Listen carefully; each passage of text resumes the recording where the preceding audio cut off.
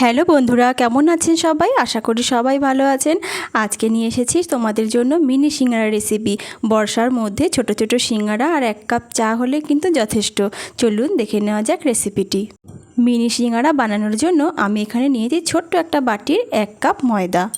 বাটিটা কিন্তু অনেক ছোট, দেখলেই আপনারা বুঝতে পারবেন। এর মধ্যে দিয়ে দেব সামান্য একটু লবণ। এইবার একটু ভালো করে মেখে নিতে হবে। ভালো করে একটু নাড়িয়ে চাড়িয়ে মেখে নিয়ে এর মধ্যে 2 থেকে 3 চামচ মতো আমি সাদা তেল দিয়ে একটু ভালোভাবে ময়ান করে নিচ্ছি। ময়ানটা কিন্তু একটু ভালো মতো করতে হবে, তাই জন্য আমি আরেকটু তেল দিয়ে ভালোভাবে ময়ান করে নিচ্ছি। ময়ান করে নেওয়া কিন্তু আমার হয়ে গেছে। এইভাবে চাপলে একটা দলা পাকিয়ে যাচ্ছে, তার মানে ময়ান হয়ে গেছে। এইবারে অল্প অল্প জল দিয়ে একটা শক্ত ডো তৈরি করে নেব। একটু শক্ত শক্ত ডো তৈরি করতে হবে, যেন নরম না হয়ে যায়। এই জন্য অল্প অল্প জল দিয়ে ভালো করে ময়দাটাকে আমি মেখে নিচ্ছি। ময়দা ভালো করে মাখানো হয়ে গিয়েছে। এইবারে একটা পাত্রের মধ্যে আমি নিয়ে কিছুক্ষণের জন্য ঢেকে রেখে দিচ্ছি।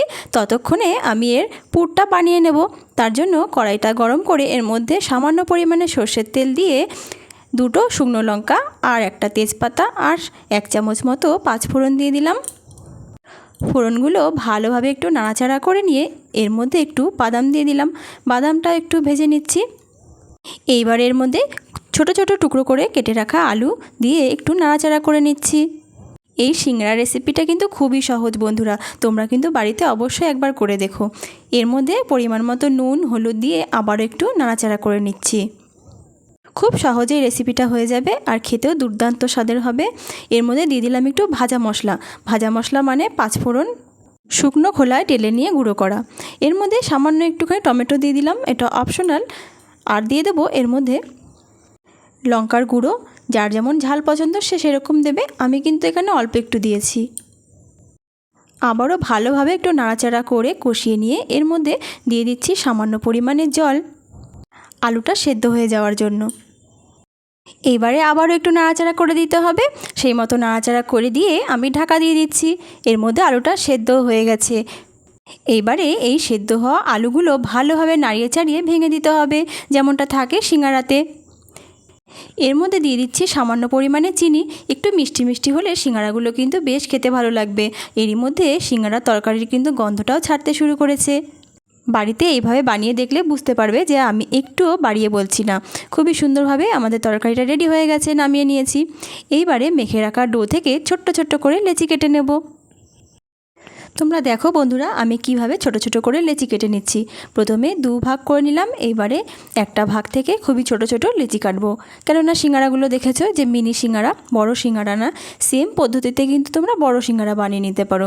তো আমার মনে হলো যে একটু ছোট ছোট সিঙ্গারা বানাই, তাই জন্য আমি এরকম ছোট সাইজ দিয়েছি। এইবারে দেখো আমার সব লেচিগুলো কেটে নেওয়া হয়ে গেছে। এইবারে চলো বেলে নিই। এইবার আমি পাতলা পাতলা করে রুটিটা বেলে নিচ্ছি। দেখো বন্ধুরা, আমি পাতলা করে একটা ছোট্ট লুচির মতো বেলে নিয়েছি। এর মাঝখান দিয়ে আমি অর্ধেক করে নিলাম। এইবারে এর মধ্যে আমি পুরটা ভরে নেব। তার আগে ভাঁজটা তোমরা ভালো করে খেয়াল করে নাও কিভাবে ভাঁজ করছি। একটা কোণ মতো করে এর মধ্যে আমি দিয়ে দেবো 1 চামচ মতো, মানে অল্প পরিমাণেই পুর দিয়ে দেব। তারপরে এটা সিঙ্গারায় যেইভাবে ভাঁজ দেয় সেইভাবে আমি কিন্তু ভাঁজটা দিয়ে নেব। তোমরা এটা দেখলেই বুঝবে, এমন কোনো কঠিন ব্যাপার নয়। এইভাবে একটা সিঙ্গারা আমি তৈরি করে ফেলেছি। সেম পদ্ধতিতে আমি আরও একটা করে দেখাচ্ছি। যারা বাড়িতে এখনও এই সিঙ্গারাটা তৈরি করে দেখোনি, তারা কিন্তু এই ভিডিওটা দেখে খুব সহজে করে ফেলতে পারবে। আমি আরও একটা সিঙ্গারার ভাঁজ দিয়ে দিলাম। এই মতো করে আমি সব কটি সিঙ্গারাই করে নিচ্ছি।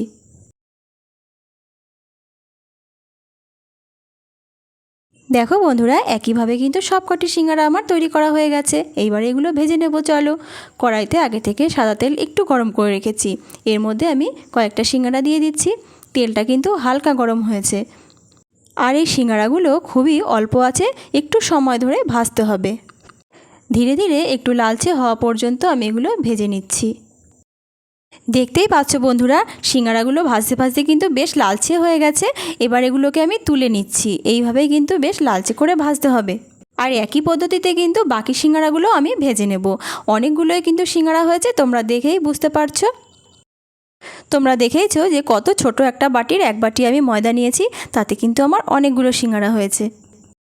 আর বন্ধুরা, আবারও যেই কথাটা আমি রিপিট করছি, সিঙ্গারা ভাজতে গেলে সিঙ্গারার ডোটা কিন্তু একটু শক্ত করে মাখতে হবে। হয়ে গেল আমার মিনি সিঙ্গারা রেসিপি। যদি আমার ভিডিওটি ভালো লাগে অবশ্যই চ্যানেলটি সাবস্ক্রাইব করে রাখো। আর যারা আমার এই ভিডিওটি ফেসবুক থেকে দেখছো তারা পেজটিকে অবশ্যই ফলো দিয়ে ভিডিওতে একটি লাইক দিতে ভুলো না। আর ভিডিওটি সম্পূর্ণ দেখার জন্য তোমাদের সবাইকে ধন্যবাদ।